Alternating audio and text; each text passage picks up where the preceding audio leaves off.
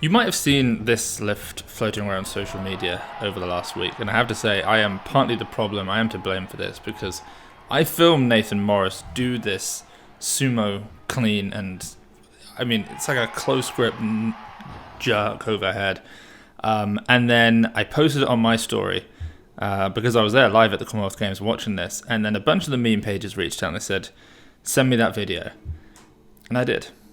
I sent the video. So Nathan, I'm sorry. But to everybody else, you're welcome. I don't think we've seen this before. I don't know why this happens. Apparently he said that it's just a personal preference, which fair enough. I guess that's why we all lift the way that we do. There are certain things you have to do, and there are certain things that you can get away with. I always thought that having your arms outside of your knees was one of those things that you had to do. But maybe I'm wrong. I don't know. What do you guys think? This is an interesting technique. It's almost like, do you remember when there was this whole thing? It was like new clean technique from the Chinese women, and they were cleaning with a snatch grip so that they would peak the bar a little bit higher, because you pull the bar higher. It's incredibly slow off the ground, but then they'd make contact higher, peak the bar higher, and then as they pulled under, they'd come into a normal narrow grip. Maybe it's like that. Who knows? Maybe we're going to see Lasha sumo clean pulling doing their Nathan Morris. Probably not, but maybe. So let's get into the show. The Commonwealth Games was fantastic. It's in my hometown city of Birmingham. Come to Birmingham so I can pull you apart. I was able to get to a ton of sessions, met a bunch of you guys, which is really cool, and saw some great weightlifting. I can't go through absolutely everything. I certainly can't go through every Commonwealth Games record because there are records in every single category, but we can talk about some of the more exceptional lifts. I'm going to start on the women's side. From India, the world record holder in the 49s, Mirabai Chanu, she went 88.113. She took a slightly heavier attempt in the clean jerk at the end, but wasn't able to make it, but all new games records, all brilliant lifts from her. In the 64s, Maud Charon from Canada out-totaled the two weight classes above her, the 71s and the 76s, 101, 130, not even close to her best, and yet she was still able to destroy the competition. Three categories above her was Aileen Sikamatana from Australia in the 87s.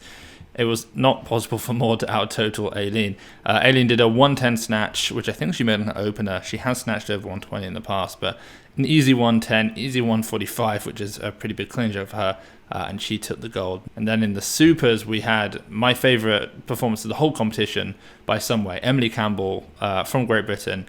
An amazing performance. She went 6 for 6. She totally outdid herself. Well, literally, I mean, she 124, she did hit a little bit more than that, I think, in training. Maybe a personal best. I think it was 125 in the training camp sort of build up.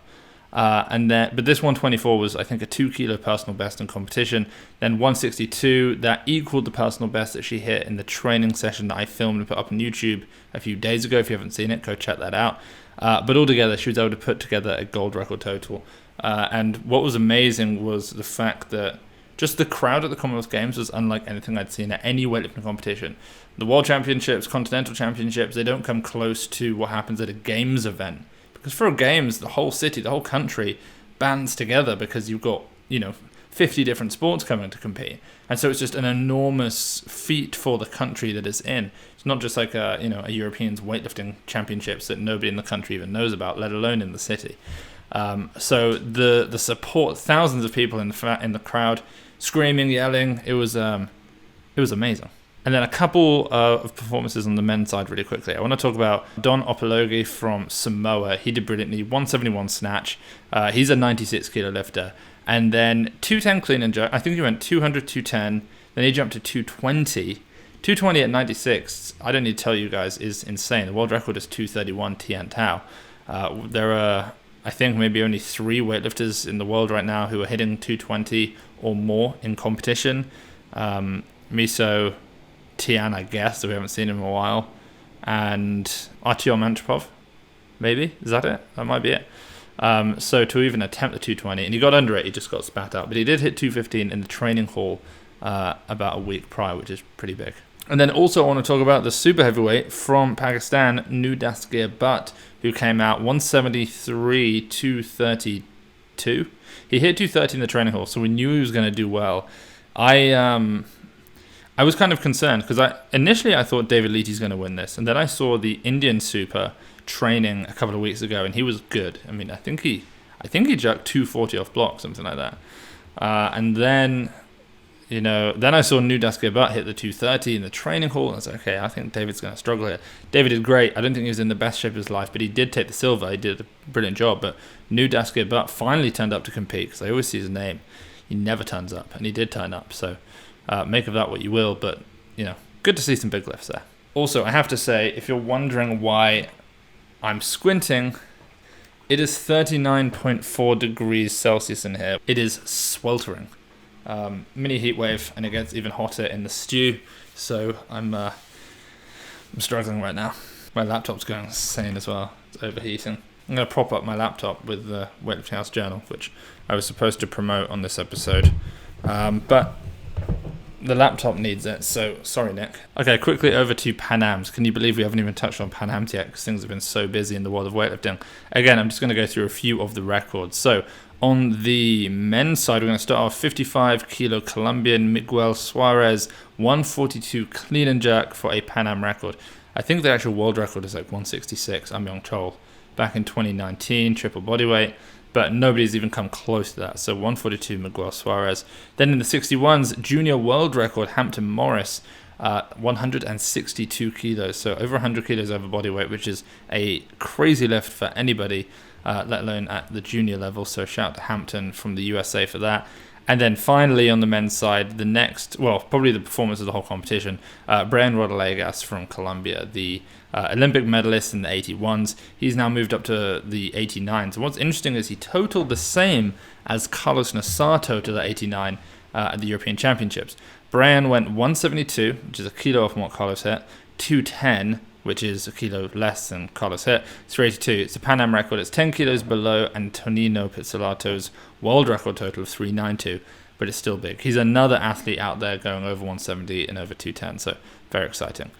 On the women's side, Colombian 59, Yenny Alvarez, 102 snatch. 102 at 59 is big. That's a Pan Am record. And then from Ecuador in the 71s, Angie Palacios, 113 snatch. That's a Pan Am record. And then also from Ecuador in the 81s, Nacy de Homes, the Olympic champion, 120, 143, 263 total. Every single one of those is a Pan Am record. She stole the show from that competition. So shout out to, basically the Colombians and the Ecuadorians absolutely smashed it. So shout out to them. Oh, and also Team USA, I think, smashed it as well. They won a lot of medals, but they didn't get quite as many records. But even so, they did very well. Don't come at me, Team USA. Okay, very quickly, a few lifts from around the world outside of these competitions. We're going to start off in South Korea with our boy Jang-yeon Hak, 96 kilo athlete, used to be an 85, went up to 96. Where's he going to go with a new change in weight classes? Who knows? Probably down to 89. He just snatched 182 from the floor. 182 from the floor at 96 is nutty. Not many people have done that. That is that's the point where you go from I'm one of the top. You go from I'm one of the top to like I'm really one of the top, which is a weird distinction because if you're over 175, you're really at the top. But if you're over 180, you're going to win in the snatch. You're going to win the snatch basically if you go over 180. He also cleaned but missed a jerk at 215, so he's doing well. He, if you remember, snatched 190 off blocks back in April, I think it was. So he's killing it right now. And then I want to touch on Uzbekistan because Akbar Djuraev is, he's on another planet right now. He looks big. You look at him and you go, God, this guy doesn't look like he's moving to 102. Because, of course, he has to move to 102, surely. Because he's the Olympic champion at 109. He's the world champion at 109. Doesn't have any world records yet. But with the change in Olympic categories, he's either go up to super and compete against Lasher or come down to 102 and compete against Lesman Paredes and Miso Hosona and presumably Ruslan Rudinov. But yeah, it looks like he's staying at 109 at least for now. Who knows? But he just looks phenomenal in training. I mean, I don't think we've seen a 109 look this good ever, and I don't think that we've seen a 105 look this good since the days of, Klokov and Aromnow and Akayev and Yeah, it's just insane. So he hit 180 for a snatch plus hang snatch. And it's not the fact that he did that. We've seen, 105s, 109s do this. It's the ease that he's doing it. It's the technical proficiency. It's the smoothness. It's the rhythm. It's the floating. It's just exquisite technique. He did a 220 kilo clean and jerk as well the same day. And it's just the smooth contact and the speed under. And he just comes straight out of the hole in the clean. So nice. He did it again on another day, a 180 double, I think, and a 220. He even did a 220 kilo clean and squat jerk, which, he's just playing around with weights that are enough to basically medal in, certainly at a Asian Championships, maybe even more. I assume he's going to be at the Asian Championships this year, which are in Bahrain in October. So excited for that competition. Can't wait for it. We've got the return. Presumably, we've got the return of the Chinese. We've not seen them since the Olympics. We've got Iran. We've got Kazakhstan. It's just going to be... Oh, it's going to be such a good competition. It's going to almost be like the World Championships again. I'm just so excited for that. We need more competitions. I can't wait. But yeah, I think Akbar Djuraev is going to, I think he's going to set world records in every lift if he's a 109. I think he's going to do 201, 242. I think he's going to do it. I think he might even destroy it. He might go 201, 245. I can just see him absolutely wiping the floor with these records. Anyway, let's just stick very quickly with Uzbekistan. Tursunoy Jabarova, she looked pretty good in one of the same sessions as Akbar's 180-20. She posted a 105, 125, looked very smooth. Slowest sort of second pull in the game. It's so fascinating to watch. But yeah, love her technique. Okay, just a few lifts left. Actually, before we get to the few lifts, I do need to mention these. Boxes of 30 thumb tape. If you love our Weightlifting House thumb tape, as much as we do, it is trusted by Olympians, world champions. Then you can buy a box of 30, and it's the best way to get a box of 30. We just send you. Well, it's the best way to get tape for the price. I'm so bad at this. Yeah, Nick's not going to be happy with this promo. You know what? Get the Weightlifting House thumb tape and make Nick happy, and then I won't get told off by someone who shouldn't even be in a position to tell me off, because ultimately this is my tape anyway. But go grab some tape and save me the headache, because I don't have to deal with that. And also straps. You probably saw it in the video with Carlos Nassar. He uses our house straps, which are not these are the elite straps, but his teammate Christo Christoph uses the elite straps. I've actually started switching between the two now, for almost no reason. Normally it's pulls and then the house straps are used for snatches, but I've started using these for the snatches again because it reminds me of old times. But anyway, that's up to you. You do you. Don't worry about it. I'll put the links to any of these things down below. Over to Latvia, Ritvars Suharevs 150 kilo snatch at 73 kilos, and he did that in. It looks like he's in Georgia in the training camp or the training hall, something like that in Georgia. So that's interesting. But 150, and it moved well. So hopefully he's in better shape than he was at the European Championships, and he turns up at the World Championships. And it's just about time that he showed us what he can really do. He's just never quite there with what he can do, but his training is always great. Hopefully he can demonstrate that on a platform.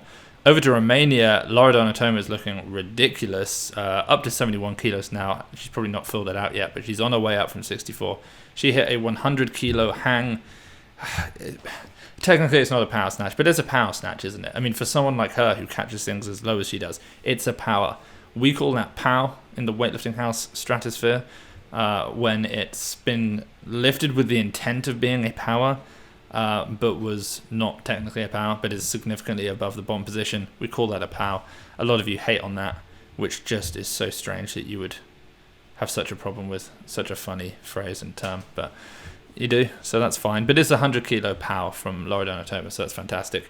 Over now to Colombia, Jhonatan Rivas 96. Presumably he's got to go up to 102, but we haven't seen him in a while because of injury. He posted what looks like a 200 kilo clean and jerk. He's a power jerk, obviously. He's a long, tall boy. It looks like he has 2.5 kilo plates on the inside. Do you think? Like on the inside of the 25s, there's something. It could even be like a metallic 5, in which case this is 202.5. Or it's 202. Oh, sorry, or it's 200. I don't know, but pretty good lifting there from him. Just nice to see him doing anything. And then finally, we're going to wrap this episode up with a teenager out-squatting all of us from the USA. It's Olivia Reeves, 71 kilo lifter, and she just hit 210 kilos. What's triple bodyweight? 213? Ooh, she might hit triple bodyweight soon. She probably weighed a little bit more. Maybe she weighed 73. So she's got to hit 219. If she hits 220, 10 more kilos, she's over triple body weight. That is insanity. So yeah, shout out to Olivia Reeves. She's extremely exciting to watch.